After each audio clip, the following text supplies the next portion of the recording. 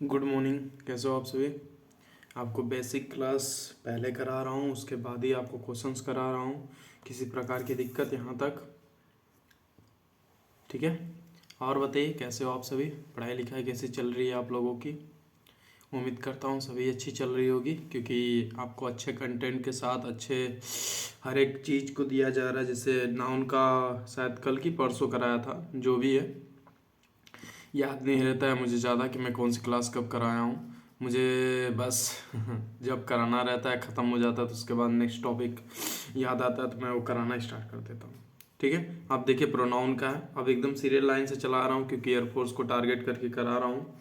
और बाकी high level के क्वेश्चंस भी इसमें डिस्कस करूँगा, क्योंकि बेसिक तो बेसिक ही रहेगा।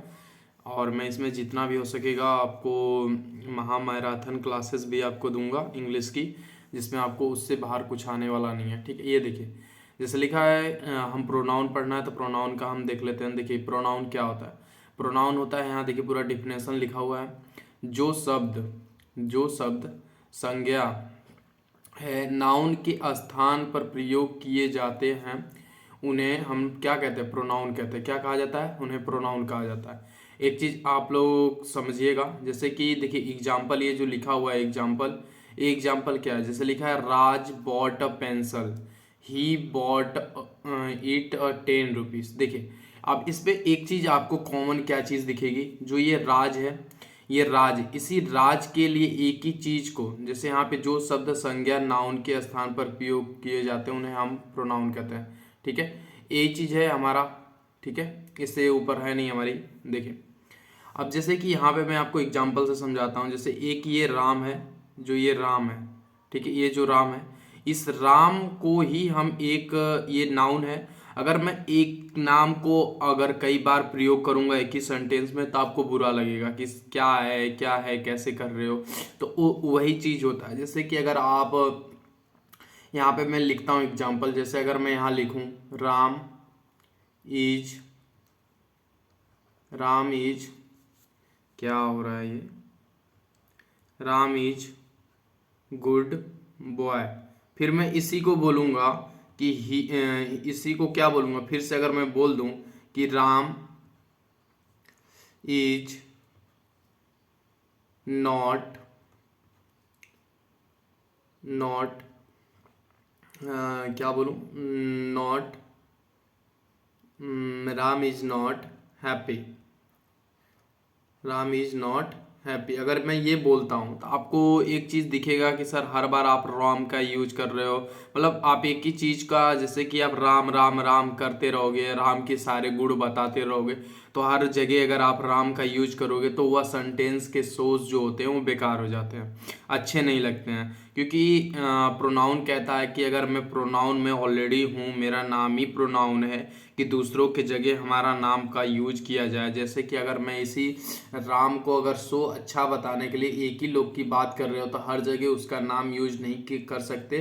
और यूज करने के लिए क्या बनाया गया? ग्रामर ने कहा कि हम ही का यूज करेंगे। अगर हमारा हमारा क्या है, जेंडर मेल है तो वहाँ ही यूज करेंगे, अगर फीमेल है तो वहाँ पे हम क्या यूज करेंगे? सी यूज करेंगे। ये हमारे प्रोनाउन वालों ने कहा। लेकिन एक चीज इसमें आप देखोगे कि ये राम तो है, लेकिन इसी को प्रोनाउन चाहोगे तो यहाँ पे देखो, यहाँ पे भी लिखा होगा कि Vicky found a purse, Vicky ने एक पर्स पाया, he pick it up and give it to Sarla. फिर वो क्या है, वो दूसरों को गया वापस, फिर सारला को दे दिया। आप देखो यहाँ पे बड़े बड़े अक्षरों में भी लिखा हुआ है कि उपयुक्त सेंटेंस में राज और विक्की नाउन्स हैं, तथा दोनों नाउन्स के लिए प्रोनाउन ही का प्रयोग किया गया। देखिए प्रोनाउन ही का यूज किया गया, तभी तभी तो जाके हमारा सेंटेंस सही हुआ ना। उम्मीद है यहाँ तक किसी प्रकार का अगर दिक्कत हो, डाउट हो, तो आप कमेंट सेक्शन में कमेंट करिए। मैं आपके कमेंट्स पढ़ रहा हूँ, करिए कमेंट्स। कोई भी किसी भी प्रकार का डाउट हो, जो देखिए मैं आपको एग्जांपल लेके भी बताया, और मैं अपने सिंपल लैंग्वेज में, नॉर्मली लैंग्वेज में जो बताया जाता है, जो आप गाँव में यूज करते हो या शहरों में यूज करते हो, वो भी मैं एग्जांपल आपको बताया। अभी भी अगर किसी बच्चे को डाउट हो तो आप प्लीज़ पूछिए, हम कमेंट पढ़ रहे हैं। बताइए।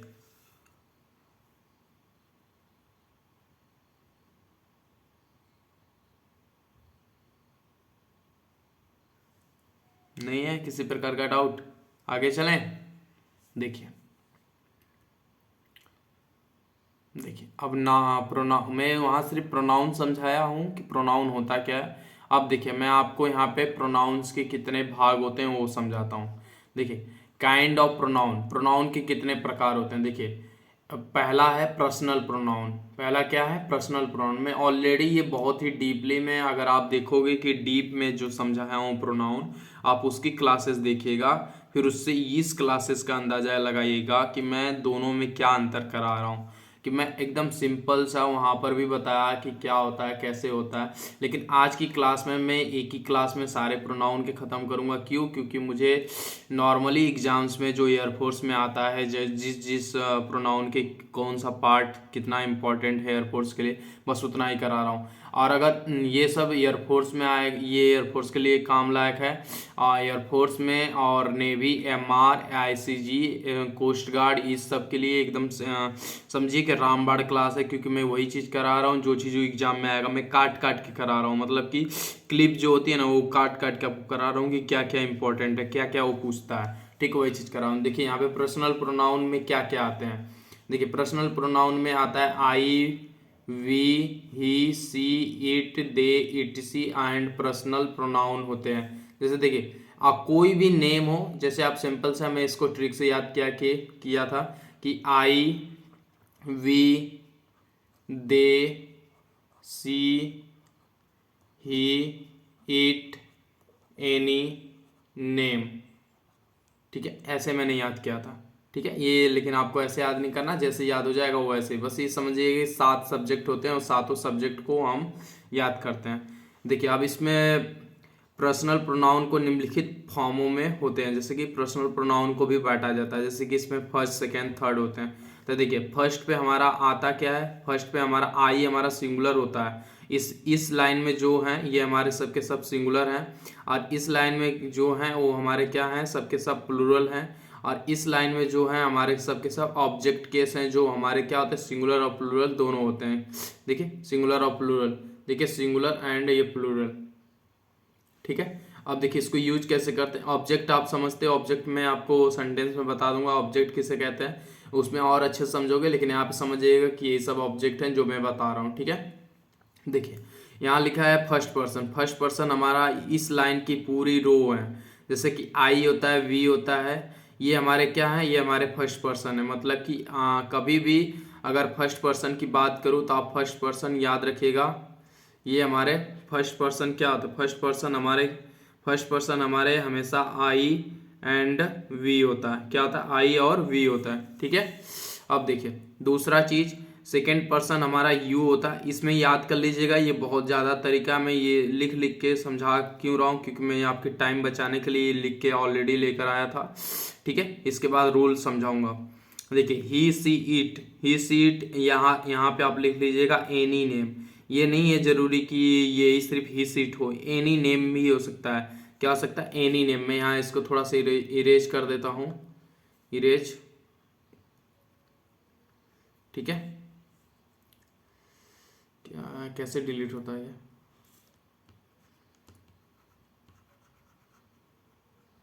ठीक है, देखिए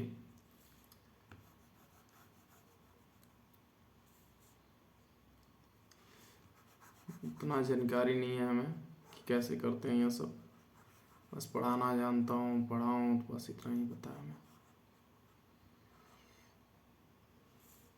देखिए यहाँ लिखा हुआ ही, सीट, यहाँ पे एनी नेम, कोई भी नेम हो वो हमारा थर्ड पर्सन कहलाता है। Any name.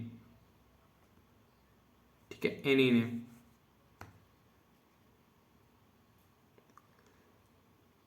ठीक है, एनी नेम। ठीक है, अब देखिए यहाँ पे प्लूरल हमारा वी, यू, दे, ये आप ऑलरेडी जानते हो। इसका देखिए आई का ऑब्जेक्ट हमारा मी होता है, और प्लूरल का वी का ऑब्जेक्ट हमारा अस होता है, एंड यू का तो यू ही रहेगा, चाहे वो सिंगुलर हो चाहे प्लूरल हो। और हमारा ही, सी, इट का आप जानते हो, ही का हमारा सिंगुलर क्या होता है? हिम होता है। सी का ऑब्जेक्ट हमारा हर होता है। इट का हमारा ऑब्जेक्ट क्या होता है? इट ही होता है। ठीक है, यहाँ तक किसी प्रकार का डाउट? अब देखिए यहाँ पे पॉजेसिव, जो पॉजेसिव केस होता है उसमें क्या होता है, ये अस, यू तो आप सब लोग जानते ही हो, यू का यू ही होगा। और हिम का क्या होता है, इन इन दोनों का ही हमारा प्लूरल सिर्फ देम होता है। और ये देखिए हमारा पॉजेसिव केस क्या कहता है, यदि किसी के साथ नाउन आए, अगर नाउन आएगा तो यहाँ पर हमारा माई के साथ यूज करेगा, my, mine, your, his, her, it's.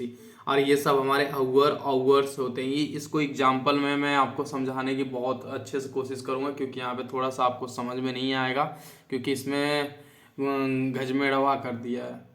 क्या टाइपिंग वाले को कोई कहेगा। देखिए यहाँ पे स्पेस खाली, मैं यहाँ समझा देता हूँ। देखिए यहाँ पे देखिए, जैसे ये आई होता है, आई का ऑब्जेक्ट हमारा मी होता है, एंड यू का ऑब्जेक्ट यू ही होता है, ठीक है। और देखिए वी का ऑब्जेक्ट हमारा अस होता है, ठीक है। और हमारा सी का ऑब्जेक्ट हमारा हर होता है। और और क्या है, हाँ, ही का ऑब्जेक्ट हमारा क्या होता है, हिम होता है, ठीक है। और किसी प्रकार का डाउट तो नहीं है, कुछ और भूल रहा हूँ क्या मैं, कोई चीज़ कुछ भूल रहा हूँ मैं? नहीं नहीं, और किसका है, यू का हो गया, आई का हो गया, वी का, ही, सी, इट। इट का तो इट का ऑब्जेक्ट आप जानते ही हो, इट का ऑब्जेक्ट हमारा इट ही होता है, ठीक है। ये हमारा ऑब्जेक्ट हो गया, मैं यहाँ लिख देता हूँ अच्छे से, ऑब्जेक्ट, ये हमारा सब्जेक्ट। और पॉजेसिव केस अब आप बता देता हूँ। पॉजेसिव केस में दो चीज़ें आती हैं, एक आता है पॉजेसिव एडजेक्टिव आता है, एक पॉजेसिव एडजेक्टिव आता है, एक हमारा पॉजेसिव प्रोनाउन आता है। पॉजेसिव एडजेक्टिव में हमारा माई आएगा, यू आएगा, योर, और एक हमारा आ जाएगा माई, इसका। और पॉजेसिव प्रोनाउन में आता है माइन, और यहाँ पे पॉजेसिव प्रोनाउन माइन, योर, यहाँ पे योर्स आ जाएगा, ठीक है। यहाँ पे योर्स, और कोई भूल रहा हूँ मैं, बताने टाइप तक याद नहीं रहता, हीज, हर वाला, ठीक है, ये वाला बता रहा हूँ। हीज, यहाँ पे देखिए हीज होगा या हर होगा, ये इसका हीज का इसका है, ये हर वाला इसका है, ठीक है। देखिए, और यहाँ पे हो जाएगा हमारा, इसके हमारे प्रोनाउन में क्या आते हैं, हमारा हिज एंड देयर, देयर्स, ठीक है। His, her, there. His, her में डायरेक्ट हमारा प्लूरल में अगर देखा जाएगा तो यही होते हैं। और यहाँ पे किसी प्रकार का डाउट, देखिए सिंपल से आपको बता देता हूँ कि जिसके साथ, यहाँ पे पॉजेसिव एडजेक्टिव का मतलब होता है जिसके साथ नाउन आएगा। जैसे माई के पास अगर नाउन आ जाए, योर के साथ नाउन आ जाए तो पॉजेसिव एडजेक्टिव होता है, अगर नाउन आ जाए तो एडजेक्टिव होगा, मतलब नाउन होगा, ठीक है। ये देखिए नाउन आते हैं, सिंपल सा, किसी प्रकार का डाउट। और इनके साथ कभी भी नाउन नहीं आएगा, ठीक है, इनके साथ कभी भी नाउन नहीं आएगा, ये याद रखना, ठीक है। यही हमारा कंफ्यूजिंग कर करके देता है एग्जामिनर जानता है बच्चे कितने पढ़े लिखे हैं, ठीक है। यहाँ तक किसी प्रकार का डाउट? चलूँ आगे, कमेंट करिए। देखिए थोड़ी सी पेन अटपटा चल रही है, थोड़ा सा ध्यान रखिएगा, जो हमारे बातों को ध्यान रखिएगा, मैं क्या बोल रहा हूँ वो चीज़ आप ज़्यादा अगर फोकस करते हो तो समझो कि आपका बहुत अच्छा है, ठीक है। कोई छूटा होगा तो आप देख लीजिएगा, लेकिन मैं उम्मीद करता हूँ मुझे याद रहता नहीं है ज़्यादा।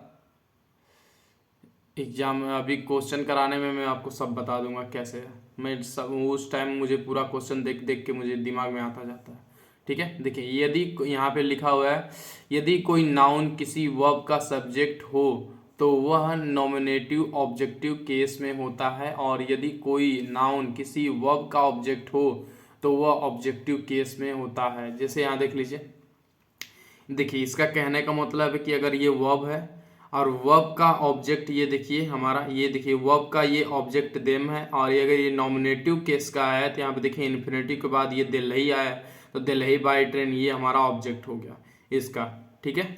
अब बताइए कोई डाउट? यहाँ देखिए मैं सिंपल सा, ये अगर आप डिफिनेशन पढ़ोगे ना तो पढ़ते ही रह जाओगे। मैं ये जो सिंपल सा जो मैं बता रहा हूँ उसको बस याद रखिएगा, हमेशा याद रखिएगा कि वर्ब के बाद जो भी आएगा वो ऑब्जेक्ट ही होता है। और अगर जो वर्ब के साथ अगर ये वेंट टू, यहाँ पे जैसे वेंट क्या किसका फॉर्म है, थर्ड फॉर्म है, ये गो, वेंट, गॉन होता है ना, तो ये वेंट, गॉन, ठीक है, ये हमारा 3 थर्ड फॉर्म है। तो ये जो गॉन है, ये तो ये भी तो हमारी वो भी हुई, जैसे कि पास्ट इंडेफिनिट का है ये। तो पास्ट इंडेफिनिट है तो उसके साथ टू यूज किया गया है, और गो के साथ हमेशा टू यूज किया जाता है डायरेक्शन के लिए। तो ये डायरेक्शन देखिए दिखा रहा है, दिल्ली बाई ट्रेन, तो दिल्ली जा रहा है ट्रेन के द्वारा। तो यहाँ पे ये दिल्ली जो है क्या है, हमारा ऑब्जेक्ट है। किसका ऑब्जेक्ट है, नॉमिनेटिव है। देखिए ये जो लिखा हुआ है नॉमिनेटिव, देखिए यहाँ पे जैसे अगर आप पढ़ते हो, यदि कोई नाउन किसी वर्ब का ऑब्जेक्ट हो, किसी वर्ब का ऑब्जेक्ट हो, देखिए वर्ब का ऑब्जेक्ट है। अब देखिए नाउन के वर्ब का ऑब्जेक्ट है तो वह नॉमिनेटिव और सब्जेक्टिव केस में होता है। और यदि देखिए होता है कि नहीं, यहाँ पे ऑलरेडी साफ साफ लिखा है। और अगर आप इतना पढ़ोगे तो दिमाग लगाना पड़ेगा कि इसमें से नॉमिनेटिव क्या है, किसका वर्ब का है, कि किसका है, तो आप पागल हो जाओगे। और मैं सिंपल जो मैं बता रहा हूँ उससे आप पागल नहीं होगे।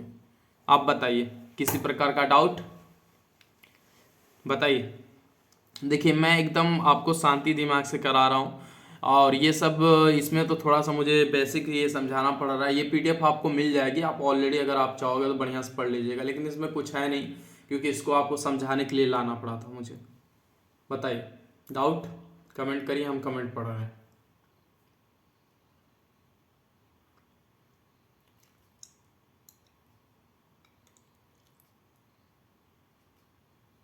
चलूँ अब, ठीक है, नेक्स्ट चलते हैं।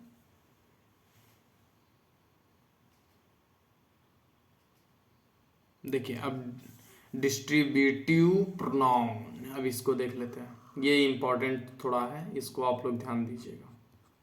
ये आता ही आता है। देखिए इच, एवरी, आइदर, नाइदर, इटसी, ये डिस्ट्रीब्यूटिव प्रोनाउन होते हैं।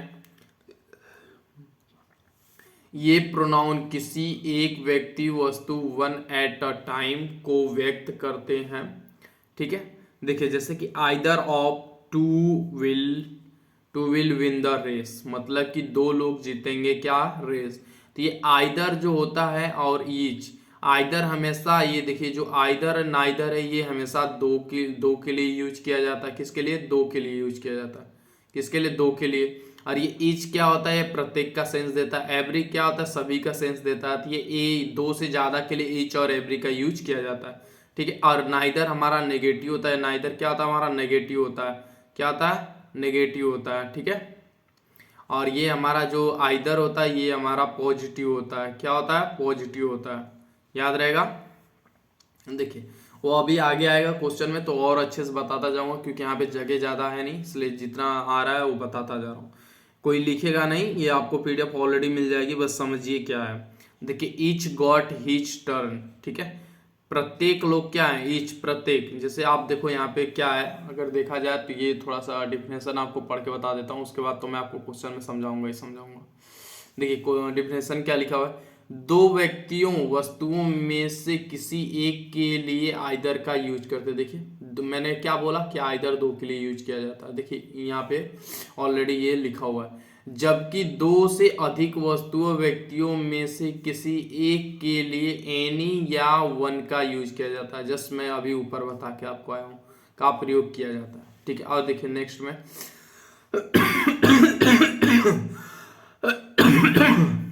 सॉरी, देखिए दो व्यक्तियों, वस्तुओं में से कोई भी नहीं के लिए, नहीं के लिए नाइदर का यूज किया जाता है।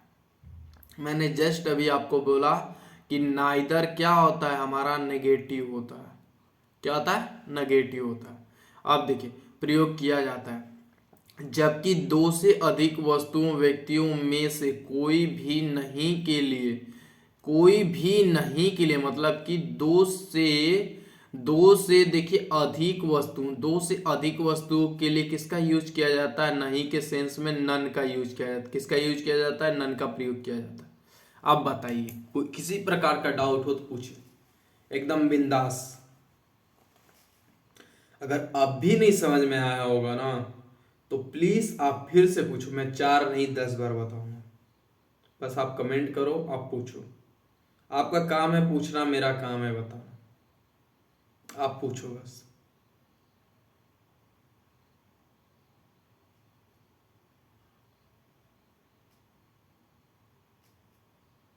एक बार और आपको बता देता हूँ, आइदर हमेशा पॉजिटिव का सेंस देता है और आइदर का दो लोगों के लिए यूज किया जाता है। अगर दो में से एक की बात किया जाए तो हम आइदर का यूज करते हैं। और यदि यदि हमारा दो से अधिक व्यक्तियों के लिए बात किया जाए तो वहाँ पे एनी और वन का यूज किया जाता है। और दूसरा, देखिए दूसरा रूल है कि अगर नेगेटिव दो लोगों की बातें की जा रही हो और दो में से किसी की बातें ना हो, देखिए दो लोगों की बात की जा रही हो और दो में से किसी की बात न करने का सेंस आता हो तो वहाँ नाइदर का यूज करते हैं। और यदि दो दो लोगों की ही बातें की जा रही हों और दो से ज़्यादा लोगों की बातें बताई जा रही हों और वहाँ पे ना का सेंस देता हो कि नहीं का सेंस आ रहा है तो वहाँ पे हम नन का यूज करते हैं। और रिमेंबर, याद रहे कि दो से ज़्यादा की बातें हो रही हों तब, और यदि दो से कम की बातें हो रही हों तो वहाँ पे नाइदर का यूज करोगे। ठीक है, अब समरी भी बता दिया आपको। अब बताइए यहाँ तक किसी प्रकार की किसी को दिक्कत या डाउट, कोई किसी भी प्रकार का डाउट हो तो प्लीज पूछ सकते हो। चलें आगे।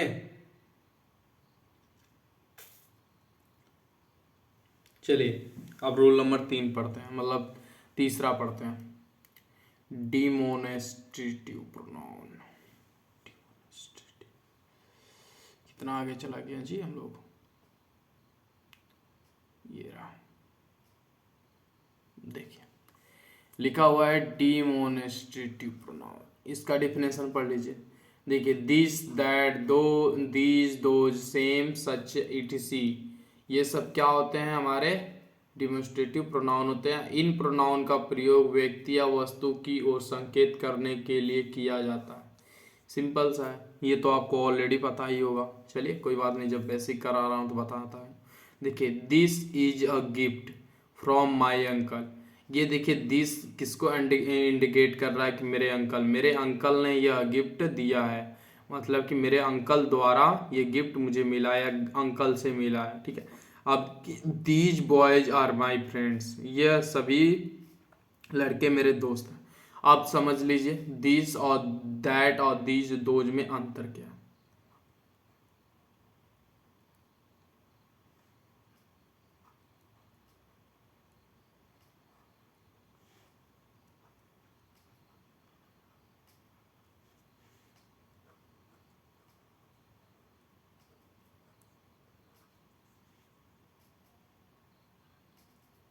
ठीक है, दिस और डैट ये हमारे सिंगुलर होते हैं।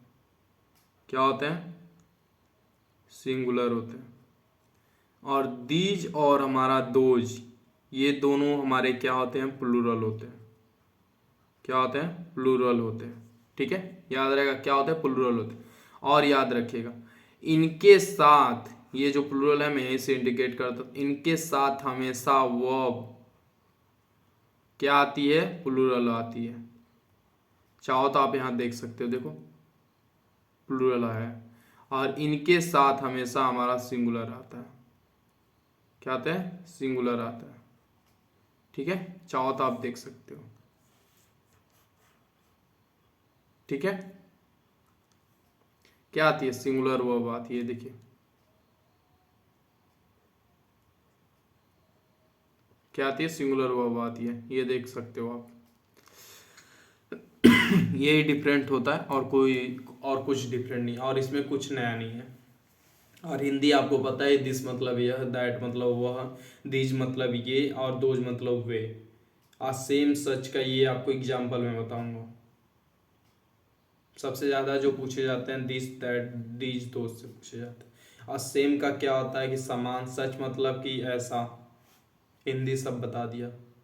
अब बताइए यहाँ तक किसी को डाउट। ये आपको जो करा रहा हूँ ना, मतलब डायरेक्ट एग्जाम में आने वाले चीज़ें हैं, सेम वही करा रहा हूँ। चाहो तो आप प्रीवियस ईयर के क्वेश्चन उठाइए, देखिए कि उसमें किस किस टॉपिक से और क्या क्या किससे रिलेटेड के टाइप के क्वेश्चंस पूछे गए हैं। दिस डैट से पूछे गए हैं या दोस्त से पूछे गए हैं या सेम दैट या द सेम, इसी सब से पूछे गए होंगे और किसी से नहीं पूछे गए होंगे। प्रोनाउन बहुत बड़ा है, बहुत बड़ा है, उसको कराऊँ तो आपको 10 दिन तक कराता ही रह जाऊँ, लेकिन कोई मतलब नहीं, आपको मास्टर PhD नहीं करानी है मुझे। बस आपको एग्जाम में पास कराना है और एग्जाम में डायरेक्ट क्वेश्चन आपको फंसाने हैं। बस मेरा यही लक्ष्य है और यही करूँगा। सामने वाले लड़के को बुरा लगे या अच्छा लगे कि क्या कराया जा रहा है, मुझे कोई फर्क नहीं पड़ता, लेकिन मुझे बस इतना पता है कि जो एग्जाम में आएगा वही कराऊंगा। आज जिस चैप्टर की जितनी जितनी औकात होगी उतना ही कराऊंगा, उसकी इज्जत उतनी ही करूंगा। हाँ, सबसे ज़्यादा इज्जत करूंगा उसका एडजेक्टिव का, उससे क्वेश्चन भर भर के आते हैं। और कंजक्शन का करूंगा, सिंटेक्स का, जिसे वो सब्जेक्ट वो एग्रीमेंट है उसे उसका भी इज्जत करूंगा, क्योंकि भाई उससे भी एक आध क्वेश्चन तो फिक्स रहते हैं। कंजक्शन से तो फिक्स ही फिक्स है, ठीक है। प्रोनाउन से भी आते हैं, फिक्स ही होते हैं, लेकिन इसकी उतना इज्जत नहीं करता हूँ जितना, देखिए अब जैसे यहाँ पे हिंदी में भी लिखा हुआ है, जिन लड़कों को हिंदी में चाहिए थी, जिसको चुल्ल थी कि सर हिंदी में बताइए, हिंदी में बताइए, देखिए ऑलरेडी यहाँ हिंदी मैंने लिख के रखा है, पढ़ लो, लिखा तो है। क्या लिखा है? दिस का प्रयोग निकट, दिस का प्रयोग क्या, निकट के लिए, निकट के व्यक्ति वस्तु के लिए किया जाता है, जबकि दैट का प्रयोग दूर के लिए किया जाता है। दिस दैट के साथ सिंगुलर नाउन का प्रयोग किया जाता है। देखो जो बताया वही चीज लिखा है। अब दिस का प्रयोग निकट के एक से अधिक व्यक्तियों वस्तुओं के लिए किया जाता है, जबकि दोज का प्रयोग दूर के एक से अधिक व्यक्तियों की वस्तुओं के लिए किया जाता है। और जो मैं बताया हूँ, अगर वो मेरी बातें जो सुनते हैं उनका तो और भला होगा, नहीं तो भाई जिसको डिफिनेशन याद करनी है तो भाई वो डिफिनेशन याद करे, जिसको जैसे पढ़ना हो वैसे पढ़े, और हमारा वही तरीका है, हम वही करा रहे हैं। हमको बस इतना पता है कि एग्जाम में जो लड़के पास होंगे वो मेरी बातों को सुन के करेंगे, और जिनको डिफिनेशन पढ़ के भाई मास्टर और डिग्री पीएचडी हासिल करनी है तो मेरे भैया ये देखिए डिफिनेशन लिखा हुआ है, आप पढ़ लो परिभाषा। आगे चलें दोस्तों, बाकी लड़के बताइए, आगे चलूं? कुछ ही लड़के हैं जो थोड़े चुल करते हैं और कुछ नहीं, पढ़ने नहीं आते हैं, बस वो मजाक करने आते हैं। चलूं आगे भाई लोग, चलते हैं। अपना भाई ये समझिए, मैं आप लोग को छोटा भाई समझ के ही पढ़ा रहा हूँ, ठीक है। चलिए आप देखिए चौथा, जिसे रेसिप्रोकल प्रोनाउन कहते हो आप लोग, इसी को कहते हो ना ईच अदर, वन अदर, इसी रेसिप्रोकल होते हैं। ये दो प्रोनाउन से मिलकर बनते हैं तथा एक दूसरे से संबंधित होते हैं, ठीक है। देखिए जैसे लिखा है, two friend quarrel with each other, they always दिवाली टू अनदर। इसमें कोई बड़ा नहीं होता, बस आप इतना समझिएगा, जो ये ईच अदर है ये दो लोगों के लिए यूज होता है। क्या है? दो लोगों के लिए यूज होता है, दो लोगों के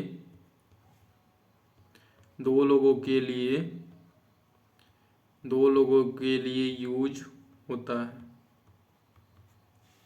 और वन अदर जो होता है दो से अधिक के लिए, दो से अधिक के लिए यूज होता है, अधिक के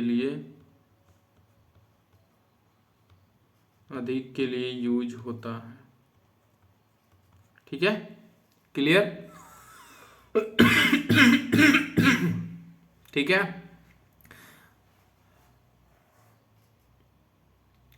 यहां तक किसी प्रकार का डाउट? रेसिप्रोकल में कोई बड़ा रूल नहीं है और न ही इसमें कोई बड़ा कॉन्सेप्ट है। चलता हूं आगे, चलूं ना? देखिए रेफ्लेक्सिव प्रोनाउन, ये थोड़ा इंपॉर्टेंट है, इसको आप लोग हेडिंग मारिएगा, ये इंपॉर्टेंट है, ठीक है।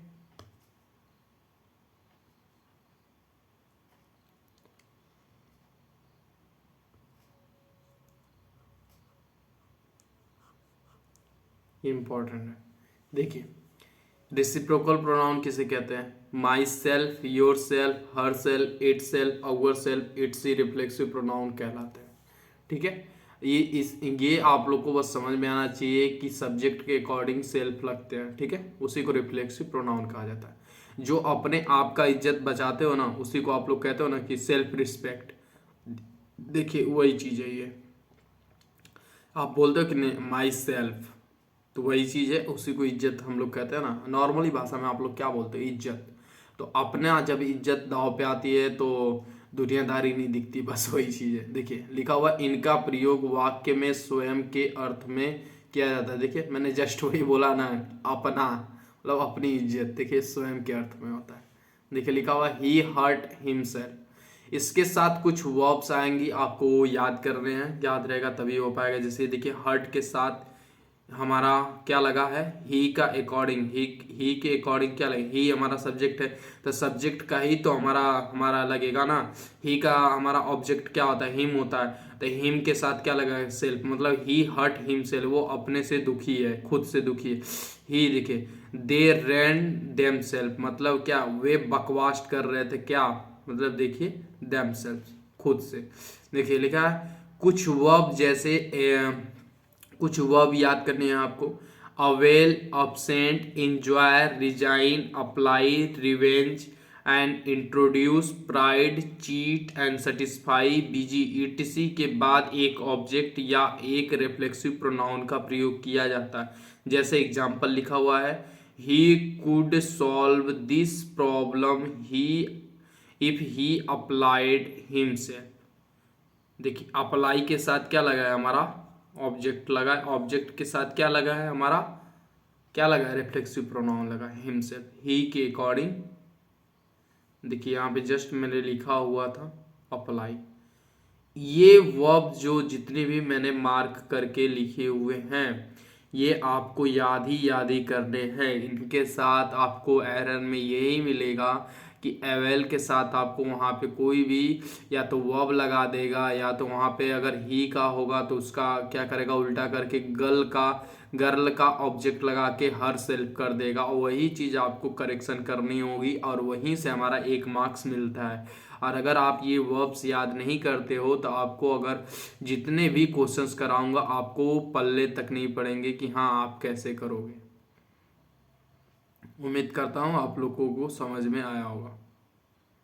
अब ये और देखिए कुछ चीज़ें इन कुछ वर्ब, और जैसे देखिए अभी आपने याद किया कि कुछ वर्ब्स होती हैं उनके साथ हमारा लगता है रिफ्लेक्सिव प्रोनाउन, और अब आपको ये भी याद करना होगा कुछ वर्ब्स होती हैं जिनके साथ आपको हमारे, इसमें ये थोड़ा इम्पोर्टेंट है, ये टाइप वाले ये जो रूल है ये बहुत, रिफ्लेक्सिव प्रोनाउन बहुत ही इम्पोर्टेंट है, और ये इससे बहुत भर भर के क्वेश्चंस आते हैं। ठीक है, ये हर एक एग्जाम में काम आएगा, क्योंकि ये नहीं है कि ये वर्ब बदल जाएंगे अगले एग्जाम में, आने वाले एग्जाम में क्या होगा कि ये नहीं होगा कि बदल जाएगा कि नहीं, इसमें कोई दूसरा वर्ब घुसेड़ देगा और बोलेगा हाँ इनके साथ बताइए कि रिफ्लेक्सिव प्रोनाउन कौन सा लगेगा, ऐसा कुछ भी नहीं। जो वर्ब यहाँ पूछी जा रही है वही वर्ब तो वो बैंक में भी पूछी जा रही होगी, वही ग्रामर तो वहाँ पे भी पूछी जा रही होगी। ये हर एक ऑल एग्जाम्स के लिए। अब वो बच्चे के ऊपर है कि वो पढ़ता है या नहीं पढ़ता है, या हल्के में कंटेंट को ले रहा है, वो भगवान उसको आत्मा को शांति दे। बस मैं इतना जानता हूँ।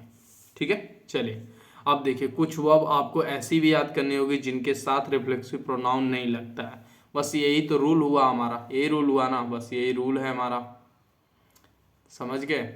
देखिए लिखा हुआ है कीप, कीप के साथ हमारा रिफ्लेक्सिव प्रोनाउन यूज नहीं होता है। Keep, break, set, bathe, make, stop, steal, qualify, move, open, draw, rest, roll, burst, hide, feed, gather आदि वर्ब के बाद भी रिफ्लेक्सिव प्रोनाउन का प्रयोग नहीं होता है।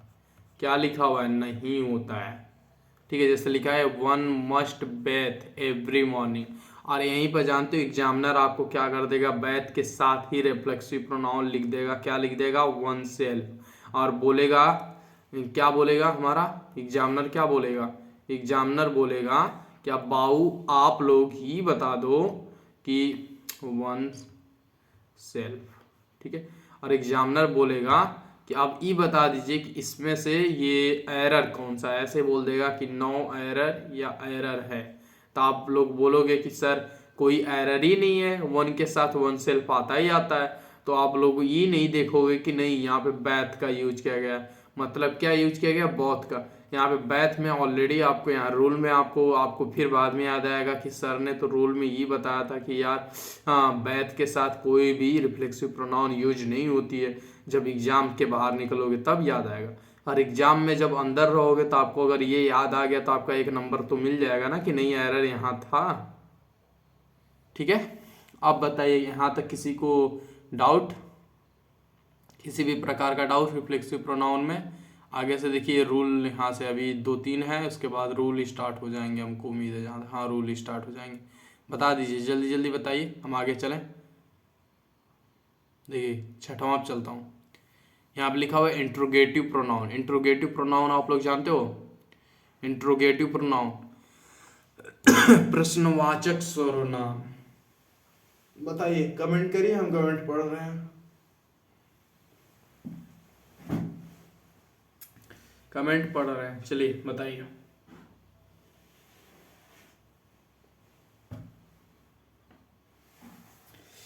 ओ सीताराम।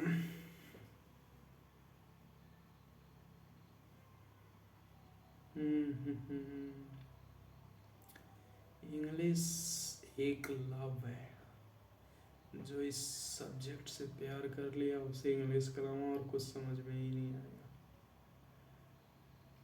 मुझे इंग्लिश पढ़ाने में बहुत अच्छा लगता है, बस थोड़ा सा वही सोच रहा हूँ कि अगर 1K डिजिटल हो जाता हूँ, 1K सब्सक्राइबर हो जाते हैं तो ऑनलाइन डिजिटल से लेता हूँ, डिजिटल बोर्ड। पर कैसे लूँगा, जब कोई सपोर्ट करेगा तब ना। बच्चे सपोर्ट कर ही नहीं रहे हैं। अच्छे कंटेंट दो तो भी नहीं, मतलब इतना डीपली समझा के करा रहा हूँ, अब बच्चों को क्या चाहिए वही तो नहीं समझ पा रहा। अगर सिर्फ ये जो ये जो परिभाषा लिखे हुए हैं, इनके भरोसे बच्चे तो कभी ज़िंदगी में सिलेक्शन नहीं ले पाएंगे। लोग जुबान का जो मेरे दिमाग का पैसे देते हैं, पर मैं फ्री में बांट रहा हूँ। क्या बच्चे हैं सब। चलो कोई बात नहीं। देखिए छठवां है इंट्रोगेटिव, जिनको पढ़ना रहेगा कुछ समझ जाएंगे क्या कराया जा रहा है। देखिए इंट्रोगेटिव प्रोनाउन है। इंट्रोगेटिव प्रोनाउन के यहाँ पे लिखा हुआ है, देखिए हु, हुम, हुज, विच, ओट, इटसी, ये सब के सब क्या होते हैं? इंट्रोगेटिव प्रोनाउन होते हैं, जिसे हम लोग प्रश्नवाचक सर्वनाम कहते हैं। देखिए इनका इनका प्रयोग वाक्य के प्रश्न पूछने के लिए किया जाता है। जैसे बोलते हैं हुज पेन इज दिस, ये किसका पेन है? देखिए what is your fathers occupation, आपके फादर्स की आदत क्या है? या बोलते हो ना, देखिए यहाँ पे लिखा है वोट का प्रयोग सामान्यतः वस्तुओं या कार्यों के लिए किया जाता है। हु, हुज, हुम का प्रयोग व्यक्तियों के लिए किया जाता है। विच का प्रयोग व्यक्तियों एवं वस्तुओं के चूज मतलब सिलेक्शन के लिए किया जाता है। अब बताइए, इतने से आपको लगता है कि आपका ये सिलेक्शन हो जाएगा? ये जो डिफिनेशन यहाँ पे जो इनकी परिभाषाएं लिखी हैं, इनसे बस ये इनका इतना ही यूज होता है जितना ये परिभाषाएं लिखी हुई, ये सब पूरे के पूरे टोटल गलत है। जब तक मैं नहीं बताऊंगा तब तक आपका सिलेक्शन पक्का नहीं होगा। देखिए आप बताता हूँ यहाँ पे, देखिए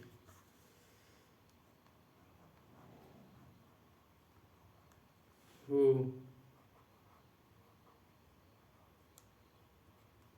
whose,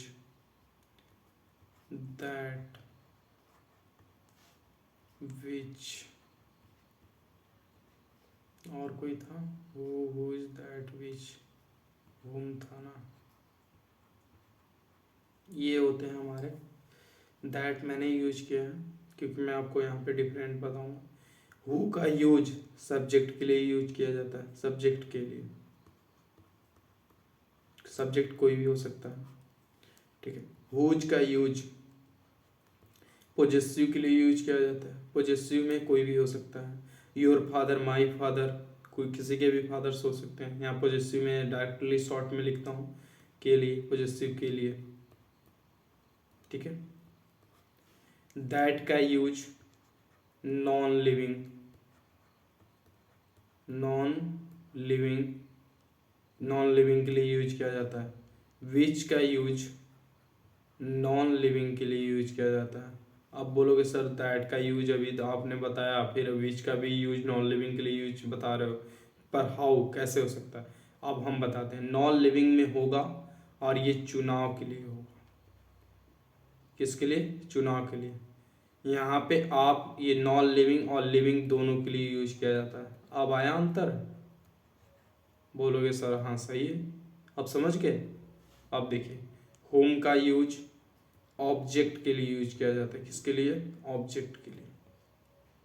अब बताइए, अब मैं जो बताया हूँ इससे आपका सिलेक्शन होगा कि जो परिभाषा लिखी हुई थी पीडीएफ में उसके अकॉर्डिंग। लोग पीडीएफ के सहारा लेके सिर्फ पढ़ाते हैं, समझाते हैं। पीडीएफ कभी आपका सिलेक्शन नहीं दिला सकती। बताओ, अब किसी प्रकार का डाउट? अब देखो सारे बच्चे कमेंट लिख रहे हैं कि सर आप तो बहुत ही ज़्यादा जीनियस हो। जीनियस नहीं हूँ, जिस दिन आप लोग का सिलेक्शन होगा उस दिन जीनियस कहूँगा। बस मेरा यही शौक है। चलिए आगे चलता हूँ, नोट कर लिए? चलिए देखिए, सातवां है इंडेफिनिट प्रोनाउन।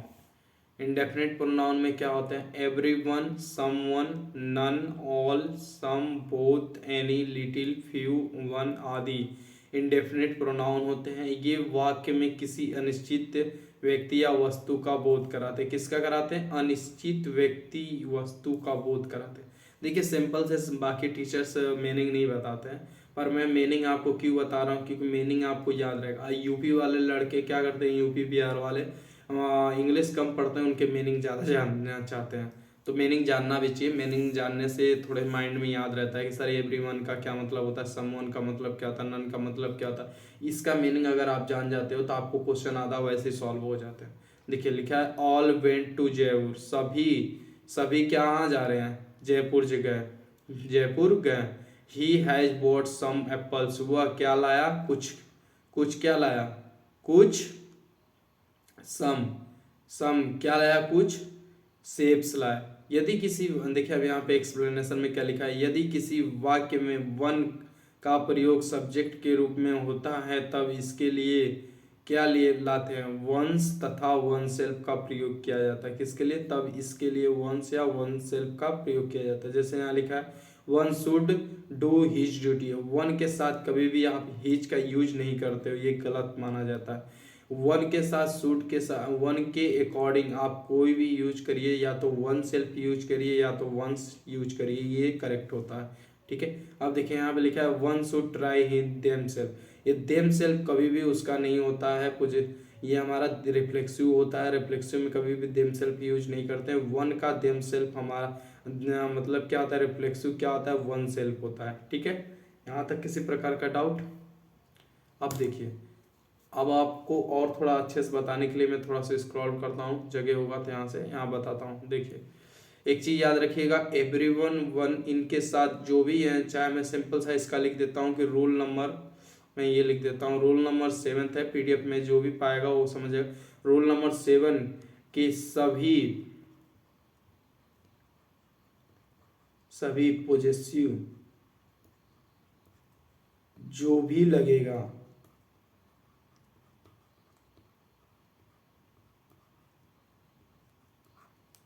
भी लगेगा, सबके साथ हिज लगता है। सिर्फ हिज लगेगा। ठीक है, कहीं भी आप हर या, क्योंकि इसमें जेंडर पता नहीं होता है, मैं यहाँ लिख देता हूं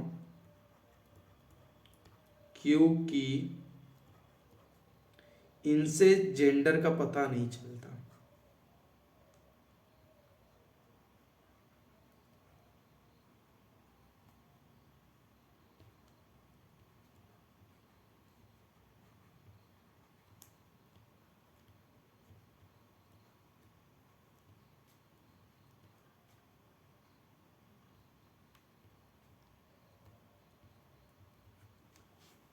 क्योंकि इनसे जेंडर का पता नहीं चलता, इसके वजह से हम लोग हिज लगाते हैं। ठीक है, अब बताइए जो मैंने बताया इससे आपका सिलेक्शन होगा या उससे होगा? देखिए कहीं लिखा था कि पॉजिटिव में हमेशा हिज लगेगा? नहीं लिखा था ना। धीरे धीरे समझ जाओगे कि मैं क्या करा रहा हूँ। चलिए आगे चलते हैं। मुझे कॉन्फिडेंस है अपने कंटेंट पे और मुझे अपने माइंड पे। यहाँ रिलेटिव प्रोनाउन देख लीजिए। बाकी ऊपर मैं बताया ही हूँ कि दैट का यूज क्यों करते हैं, हुज का यूज क्यों करते हैं, विच का यूज क्यों करते हैं, हु का, हुम का, सब आपको ऊपर ही बताया हूँ। इसमें कुछ नया नहीं है। किसी वाक्य में प्रयुक्त दूसरे नाउन प्रोनाउन के संबंध को रिलेशन दर्शाते हैं। जैसे लिखा है this is the boy who always talks in the class.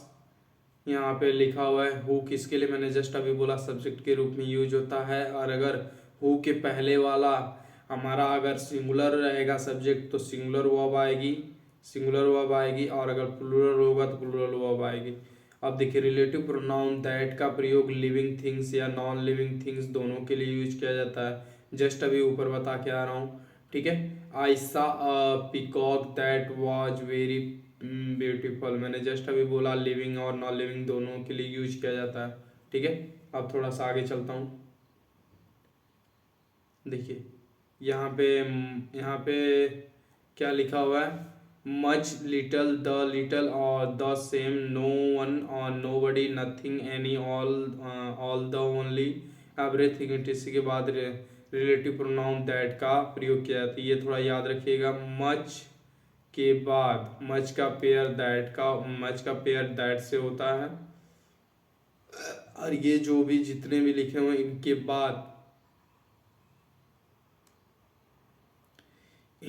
बाद हमेशा रिलेटिव प्रोनाउन दैट का यूज होगा। किसका यूज होगा, दैट का। हु, हुम, विच। और अब देखिए हु, हुम, विच, विच, ओट, हुज आदि इंट्रोगेटिव प्रोनाउन के बाद रिलेटिव प्रोनाउन दैट का प्रयोग किया जाता है, विच, हु का नहीं, ठीक है।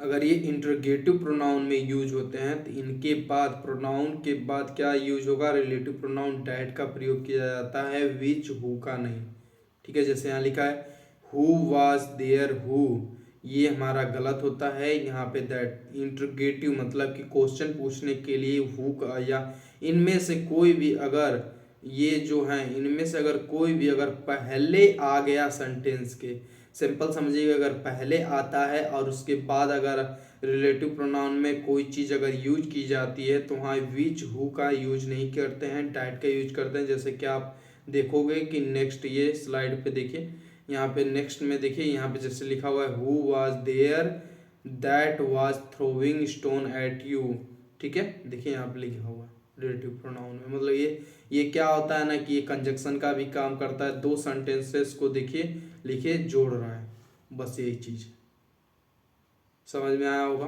अब बताइए यहाँ तक किसी प्रकार का डाउट किसी को। ऊपर मैंने जस्ट अभी बता के आया, मैं इसलिए सोच नई कोशिश कर रहा हूँ कि और समझाऊँ, क्योंकि मेरा माइंड एकदम डिस्टर्ब हो चुका है। पढ़ाते पढ़ाते एकदम बोर हो जाता हूँ। बोर क्यों हो जाता हूँ कि एक ही चीज़ को 1000 बार बताना पड़ जाता है। बच्चे एक बार में समझते ही नहीं है, पता नहीं कौन से क्लास में पढ़ के आए हैं सब।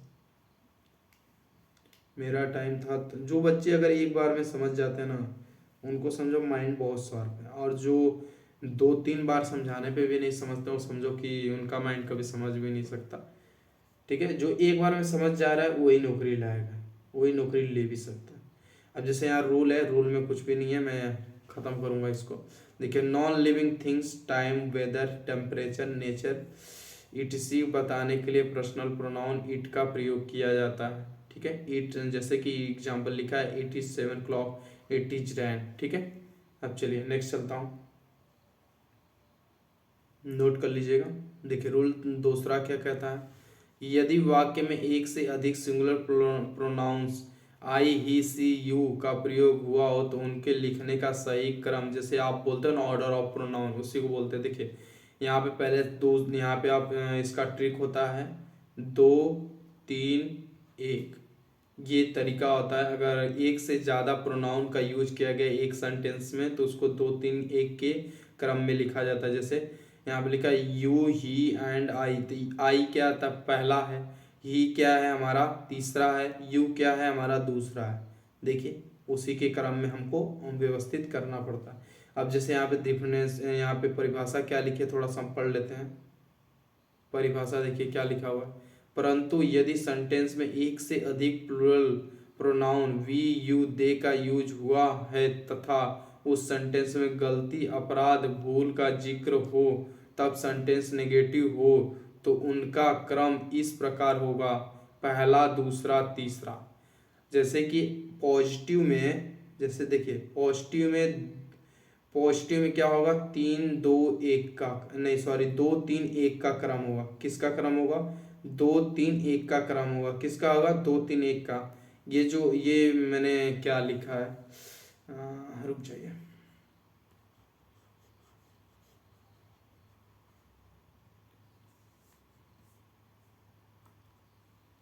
देखिए पॉजिटिव में क्रम जो होगा, सॉरी क्या लिख देता हूँ, 2 3 1 का होगा। और नेगेटिव में 1 2 3 का होगा। जैसे यहाँ लिखा हो I you and she killed a bird, मतलब एक चिड़िया को तुम और मैं और वह मिलके मारे हैं।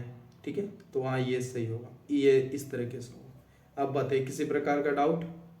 दोनों बता दिया मैंने। नेक्स्ट आगे चलूँ। देखिए रूल नंबर 3 में क्या कहता है। रूल नंबर 3 कहता है, यदि किसी सेंटेंस में preposition like, unlike, except, beside, with, between के बाद प्रोनाउन का यूज किया जाता है तो वह प्रोनाउन ऑब्जेक्ट केस में होना चाहिए, ना कि ऑब्जेक्ट सब्जेक्टिव केस में। जैसे लिखा है my father angry with him. ये प्रीपोजिशन आप सिंपल समझ जाइए कि प्रीपोजिशन के बाद कोई भी आता है तो ऑब्जेक्ट आता है या तो नाउन आता है। अगर वर्ब आएगी तो उसमें आईएनजी फॉर्म लगेगी, मतलब कि वह आईएनजी फॉर्म उसमें जुड़ना चाहिए। ठीक है, चलिए नेक्स्ट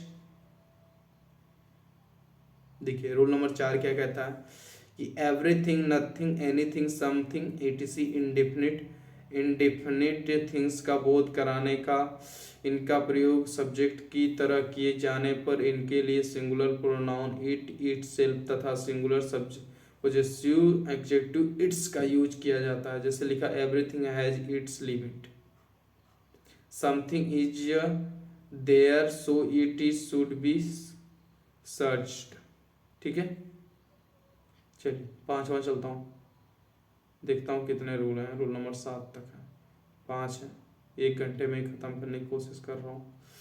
देखिए यदि 2 या 2 से अधिक सिंगुलर नाउन का कंजक्शन एंड के द्वारा जोड़ दिया जाए तो इनके लिए plural pronoun they, them, themself, theirs and plural possessions adjective their का यूज किया जाता है। सोहन एंड मोहन विल, देखिए यहाँ कंजक्शन है, अब कंजक्शन के साथ जोड़ दोगे तो वहाँ पे सिंगुलर प्लूरल पोजेसिव एडजेक्टिव का यूज किया जाएगा। ठीक है,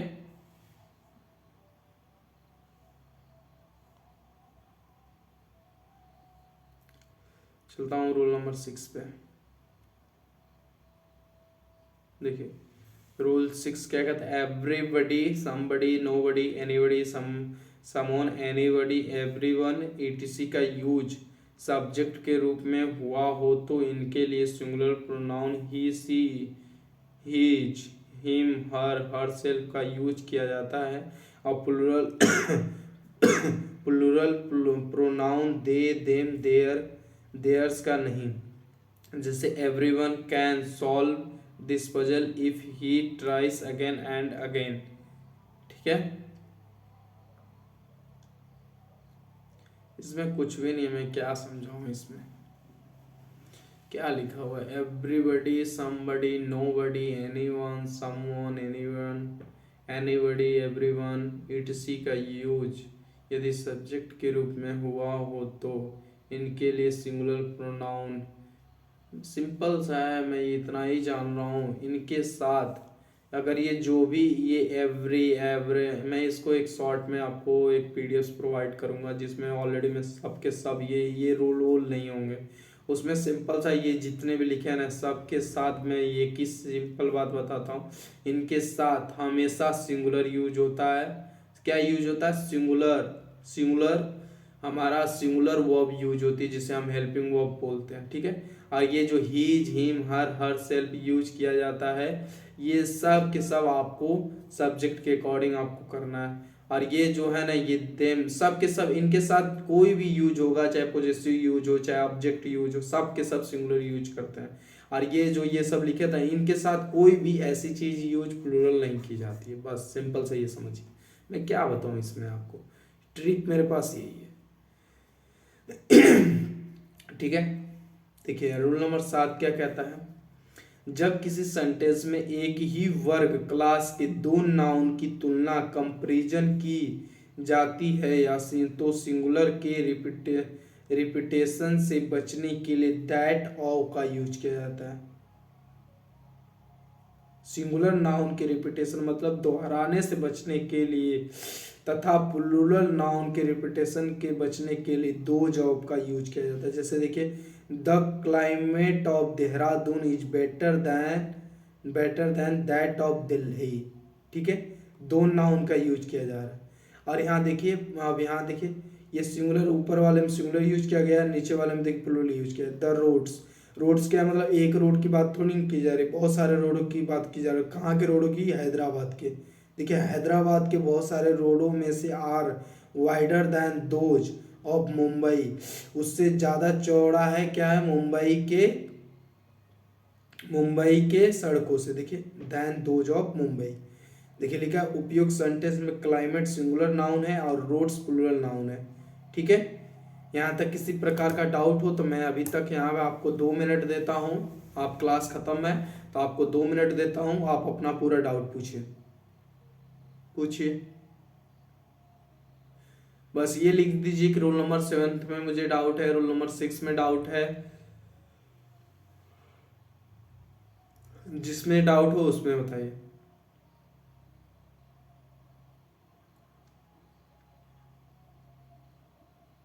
आपके कमेंट पढ़ रहा हूँ, बताइए। आपको टाइम दे रहा हूँ, मतलब ऐसा टीचर नहीं देखोगे कि आपको लास्ट का 5 मिनट या 6 मिनट जो भी उसके पास बचता है वो आपको दे रहा है कि हाँ आप बताओ। मैं वैसा टीचर नहीं हूँ कि बस बताया तुरंत क्लास बंद किया ख़त्म किया, आपसे कोई मतलब नहीं। मुझे आपका कमेंट चाहिए, फीडबैक चाहिए कि आपको क्लास कैसी लगी, एक्सप्लेनेशन कैसा लगा, सब मुझे चाहिए। आपको क्या आने वाले समय में आपको कौन सी क्लासेस चाहिए, किसमें आप वीक हो, वो सारी क्लासेस आपको देनी है। मैं सब फ्री ऑफ कॉस्ट बांटूंगा। बस आप बताओ हमें कि आपको क्या ज़रूरत है। आपको एक और अनाउंस करता हूँ कि आपको नॉन वर्बल की महा पीडीएफ दूंगा जिसमें हर एक प्रकार के क्वेश्चंस होंगे, उससे बाहर एक भी नहीं आएगा। सारे के सारे हम आपको एसएससी प्रीवियस ईयर के क्वेश्चंस कराऊंगा, सारे के सारे पूरा टोटली प्रीवियस ईयर कराऊंगा। कोई भी ऐसा नहीं होगा जो आपको प्रीवियस ईयर ना कराऊं, सारा कराऊंगा।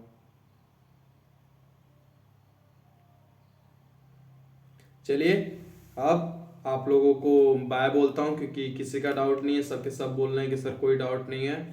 चलिए अब नेक्स्ट चलता हूँ और आगे आपको कल आपको मिल जाएगी क्या बोलते हैं कि इसकी पूरी प्रोनाउन की सीट्स मिलेगी जिसमें सारे क्वेश्चंस होंगे टाइप वाइज आपको मिलेगी। ठीक है, और एक मैं अच्छा सा स्माइल देता हूँ आप लोगों के लिए और ये स्माइल के साथ ही आप अपना पढ़ना स्टार्ट करिएगा। देखिए अच्छा बना है जी। चलिए थैंक यू। और जो बच्चे अभी तक टेलीग्राम चैनल से ज्वाइन नहीं हुए हैं वो सर्च करिएगा टेलीग्राम में जाके, या तो डिस्क्रिप्शन में लिंक दिया हुआ है वहाँ से भी आप ज्वाइन कर सकते हो। लिंक दिया हुआ है प्रैक्टिस बाय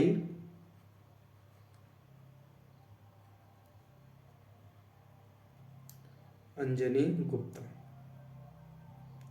आपको मिल जाएगा। ठीक है, और जो बच्चे अभी तक नए हैं इस चैनल पे वो चैनल को सब्सक्राइब जरूर कर लें। ठीक है, चलिए love you all of you, bye.